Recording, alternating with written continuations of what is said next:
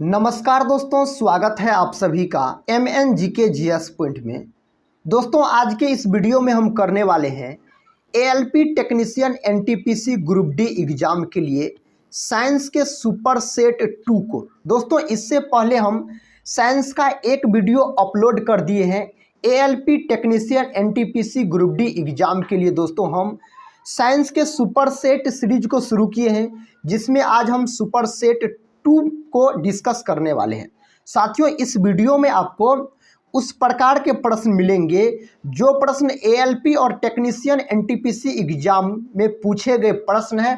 और साथियों, साइंस के हर एक टॉपिक से आपको इस वीडियो में प्रश्न मिलेंगे। अगर साथियों आप ALP टेक्नीशियन एग्जाम का तैयारी कर रहे हैं साथियों, तो इस वीडियो को पूरा जरूर देखिएगा और अपने दोस्तों में शेयर कर दीजिएगा। तो चलिए दोस्तों, हम सुपर सेट 2 को शुरू करते हैं। देखिए साथियों, पहला प्रश्न कहता है डैश मनुष्यों में अंतःस्रावी ग्रंथि नहीं है। इनमें से कहता है कौन मनुष्यों में अंतःस्रावी ग्रंथि नहीं है। शीर्ष ग्रंथि, यकृत, पीयूष ग्रंथि और अधिवृक्क ग्रंथि दिया गया है। दोस्तों, इस प्रश्न का सही उत्तर ऑप्शन बी के साथ चला जाएगा, यकृत हो जाएगा। यकृत दोस्तों सबसे बड़ा बाह्यस्रावित ग्रंथि होता है। यह सबसे बड़ा ग्रंथि है, लेकिन बाह्यस्रावी ग्रंथि है। इस बात को आप याद रखिएगा। साथियों, यकृत का वजन एग्जाम में पूछा जाता है। इसका वजन अगर आपसे पूछा जाए तो बोलिएगा 1.5 kg इसका वजन होता है। यकृत का अध्ययन दोस्तों क्या कहलाता है? तो हेपेटोलॉजी। हेपेटोलॉजी के अंतर्गत किसका अध्ययन किया जाता है? यकृत का अध्ययन किया जाता है। मानव शरीर का कौन सा अंग है साथियों जिसमें पुनरुद्भवन की क्षमता सबसे अधिक होती है? तो यकृत बोलिएगा। कौन अंग में पुनरुद्भवन की क्षमता सबसे कम होती है? तो आप मस्तिष्क बोलिएगा। अगर साथियों पीयूष ग्रंथि का बात किया जाए तो इसे पिट्यूटरी ग्लैंड के नाम से जाना जाता है। पीयूष ग्रंथि को दोस्तों मास्टर ग्रंथि के नाम से जाना जाता है। अगर पीयूष ग्रंथि का स्थान पूछा जाए तो यह ग्रंथि दोस्तों मस्तिष्क में स्थित होती है। और इसका आकार अगर पूछा जाए आपसे तो मटर के दाने के समान इसका आकार होता है पीयूष ग्रंथि का। दोस्तों, अगर अधिवृक्क ग्रंथि का बात किया जाए तो इसे एड्रिनल ग्रंथि भी बोला जाता है। यह ग्रंथि किडनी के ऊपर पाई जाती है। इसकी संख्या अगर पूछा जाए तो एक जोड़ा साथियों 2 होती है इसकी संख्या अधिवृक्क ग्रंथि का। देखिए साथियों, अगला प्रश्न कहता है मानव रक्त प्लेटलेट्स डैश छोड़ते हैं जो रक्त का थक्का जमाने में मदद करता है। तो इसका सही उत्तर ऑप्शन ए के साथ चला जाएगा, प्रोथ्रोम्बिन हो जाएगा। अगर दोस्तों इससे ऐसे प्रश्न पूछा जाए कौन विटामिन रक्त का थक्का जमाता है? अगर दोस्तों विटामिन का बात होता तो आप बोलते विटामिन के बोलते, तब क्या हो जाता? विटामिन के हो जाता। साथियों, अगर आयन पूछता आपसे एग्जाम में पूछेगा आयन, या अगर खनिज आपसे पूछा जाए तब आप बोलिएगा क्या बोलिएगा? तो कैल्शियम बोलिएगा। क्या बोलिएगा साथियों? कैल्शियम तब बोलिएगा। अगले प्रश्न की ओर बढ़ते हैं। देखिए साथियों, प्रश्न संख्या 3 है आपके सामने। कहता निम्नलिखित में से कौन सा एक परजीवी रूप में पौधे से पोषण प्राप्त करता है? कौन करता है? ऑप्शन ए में दिया गया मलेरिया का परजीवी, ऑप्शन बी कहता है जू, ऑप्शन सी कहता है ब्रायोफाइलम, ऑप्शन डी कहता है कस्क्यूटा। साथियों, इसका सही उत्तर आपको कस्क्यूटा हो जाएगा, ऑप्शन डी याद रखिएगा। दोस्तों, अगर परजीवी किसको कहा जाता है? तो परजीवी साथियों बोला जाता है जो दूसरे पर निर्भर करता है उसको परजीवी बोला जाता है। जैसे साथियों जू हो गया आपको परजीवी, क्या हो गया?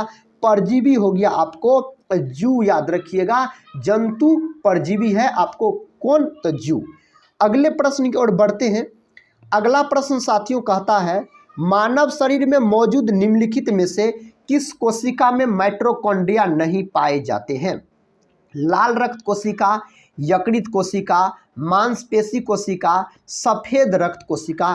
किसमें दोस्तों माइटोकॉन्ड्रिया नहीं पाया जाता है? तो लाल रक्त कोशिका हो जाएगा, ऑप्शन ए लाल रक्त कोशिका। इन्हें साथियों RBC बोला जाता है, रेड ब्लड कार्पल्स। RBC का जीवन काल आपसे एग्जाम में पूछा जाए तो इसका जीवन काल अगर पूछा जाए तो RBC का जीवन काल 120 दिन का होता है दोस्तों, RBC का जीवन काल। RBC का साथियों कब्रिस्तान किसे कहा जाता था? पलिहा या तिल्ली को बोलिएगा RBC का कब्रिस्तान बोला जाता है। आरबीसी का निर्माण कहाँ होता है? लाल अस्थि मज्जा में दोस्तों इसका निर्माण होता है। आरबीसी का अन्य नाम पूछा जाता है तो इरिथ्रोसाइट साथियों इसका अन्य नाम होता है। साथियों अगर सफेद रक्त कोशिका का बात किया जाए इसको बोला जाता है WBC व्हाइट ब्लड कार्पल्स, इसका अन्य नाम होता है ल्यूकोसाइट, याद रखिएगा। तो ऑप्शन साथियों इस प्रश्न का ए सही हो जाएगा। अगर दोस्तों माइटोकॉन्ड्रिया का बात किया जाए तो कोशिका का पावर हाउस किसे कहा जाता है? माइटोकॉन्ड्रिया को कहा जाता है। अगला प्रश्न है आपके सामने, कहता पौधों में वे कार्बोहाइड्रेट जिन्हें कहता तुरंत उपयोग नहीं किया जाता है उन्हें निम्नलिखित में से किस रूप में संग्रहित किया जाता है? बताइए दोस्तों, इस प्रश्न का सही उत्तर स्टार्च हो जाएगा। ऑप्शन आपको सी इस प्रश्न का सही उत्तर चला जाएगा। अमीनो अम्ल से दोस्तों प्रोटीन का निर्माण होता है। अमीनो अम्ल से किसका निर्माण होता है आप याद रखिएगा, तो प्रोटीन का निर्माण होता है अमीनो अम्ल से। साथियों प्रोटीन का खोज किसने किया? बर्जिलियस नामक वैज्ञानिक ने प्रोटीन का खोज किया था 1838 ईस्वी में। प्रोटीन का अगर फैक्टरी पूछा जाए राइबोसोम बोलिएगा। दोस्तों इससे पहले हम ALP technician group D exam के लिए साथियों साइंस का एक सुपर सेट का वीडियो अपलोड कर दिए हैं। अगर दोस्तों अभी तक उस वीडियो को आप नहीं देखे हैं तो प्लेलिस्ट में साथियों वीडियो उपलब्ध है, उस वीडियो को जरूर पूरा देख लीजिएगा। साथियों इसमें आपको ALP टेक्नीशियन एग्जाम में पूछे गए साइंस के प्रश्न मिल जाएंगे और साइंस के हर एक टॉपिक से आपको प्रश्न देखने को मिलेंगे। अगला प्रश्न कहता है सामान्य मानव रक्तस्राव का समय और कहता है थक्का जमने का समय क्रमशः डैश और डैश है। साथियों इसका सही जवाब हो जाएगा आपको ऑप्शन सी के साथ 2 से 7 और 3 से 10 मिनट, इसका सही उत्तर चला जाएगा। अगला प्रश्न कहता है निम्नलिखित में से किसे क्रिस्टल रूप में बनाया जा सकता है? जीवाणु, अमीबा, विषाणु और शुक्राणु दिया गया है। इसका सही उत्तर हो जाएगा आपको विषाणु हो जाएगा। अगर दोस्तों शुक्राणु का बात किया जाए तो मानव की सबसे छोटी कोशिका पूछा जाए तो आप बोलिएगा शुक्राणु, और मानव शरीर की सबसे बड़ी कोशिका पूछा जाए तो आप बोलिएगा अंडाणु। दोस्तों जीवाणु में याद रखिएगा केंद्रक नहीं पाया जाता है। जीवाणु में क्या नहीं पाया जाता है? तो केंद्रक नहीं पाया जाता है। जीवाणु की कोशिका भित्ति किसकी बनी होती है? पेप्टिडोग्लाइकाइन की बनी होती है। किसका कोशिका भित्ति? तो जीवाणु की कोशिका भित्ति। जीवाणु का खोज दोस्तों लुवेनहॉक के द्वारा किया गया। अगर विषाणु का खोज पूछा जाए तो इवानोवस्की के द्वारा विषाणु का खोज किया गया। अगला प्रश्न कहता है निम्नलिखित में से कौन सा रक्त समूह नहीं है? इनमें से कौन सा रक्त समूह नहीं है दोस्तों? तो ऑप्शन बी H रक्त समूह नहीं है। इसमें दोस्तों सर्वदाता रक्त समूह एग्जाम में पूछा जाता है। जो सर्वदाता रक्त समूह किसे कहा जाता है? तो O को बोला जाता है। O में भी साथियों अगर आपसे पूछा जाए प्लस वाला या माइनस वाला तो आप बोलिएगा माइनस वाला को। सर्वग्राही रक्त समूह पूछा जाता है। जो सर्वग्राही रक्त समूह किसे कहा जाता है? तो प्यारे साथियों तब याद रखिएगा AB रक्त समूह को बोला जाता है। अगला प्रश्न कर लेते हैं, कहता निम्नलिखित में से कौन सा तत्व मेंडलीव की आवर्त सारणी में से कहता इक्का एल्युमिनियम की जगह लेता है? कौन तत्व लेता है? तो गैलियम लेता है। ऑप्शन बी में दिया गया है इस प्रश्न का सही जवाब। अगले प्रश्न की ओर बढ़ते हैं। देखिए दोस्तों अगला प्रश्न कहता निम्नलिखित में से अशुद्ध रक्त का संचार करता है? फुफ्फुसीय शिरा, कहता एल्वियोलो, कहता फुफ्फुसीय धमनी और महाधमनी। ऑप्शन सी याद रखिएगा फुफ्फुसीय धमनी इस प्रश्न का सही जवाब चला जाएगा। अगला प्रश्न कहता है NH2, कहता NH2 SO2 के एक अणु में कितने परमाणु होते हैं? साथियों इसमें कितने परमाणु होते हैं? तो आपको 15 परमाणु होते हैं।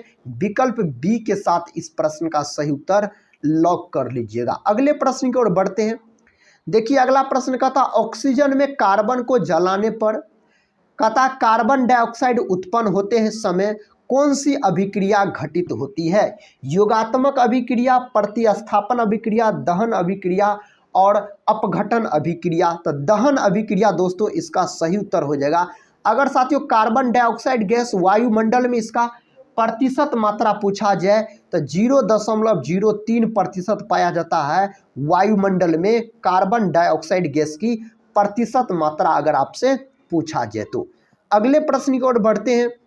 प्रश्न का था WBC का निर्माण और RBC का विघटन डैश में होता है, किस में होता है? तो तिल्ली में होता है।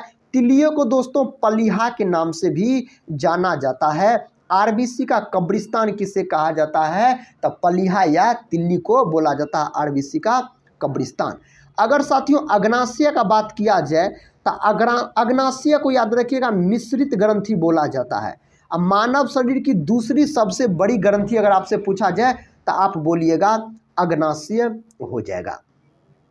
अगला प्रश्न कहता है निम्नलिखित में से कौन सा पानी के साथ कैल्शियम की अभिक्रिया के लिए सही नहीं है? कौन नहीं है? कहता अभिक्रिया की तीव्रता कम होती है, कैल्शियम तैरना शुरू कर देता है, निकलने वाली ऊष्मा कम होती है, H2 गैस निकलती है। इस प्रश्न का उत्तर हो जाएगा ऑप्शन ए के साथ, अभिक्रिया की तीव्रता कम होती है। अगले प्रश्न की ओर बढ़ते हैं। देखिए दोस्तों प्रश्न संख्या 15 कहता मानव रक्त किस प्रकार का उत्तक है? मानव रक्त किस प्रकार का उत्तक होता है? तो यह तरल संयोजी उत्तक होता है। दोस्तों रक्त का पीएच मान एग्जाम में पूछा जाता है। जो रक्त का पीएच मान कितना होता है? तो रक्त का पीएच मान याद रखिएगा 7.4 होता है रक्त का पीएच मान। अगले प्रश्न की ओर बढ़ते हैं।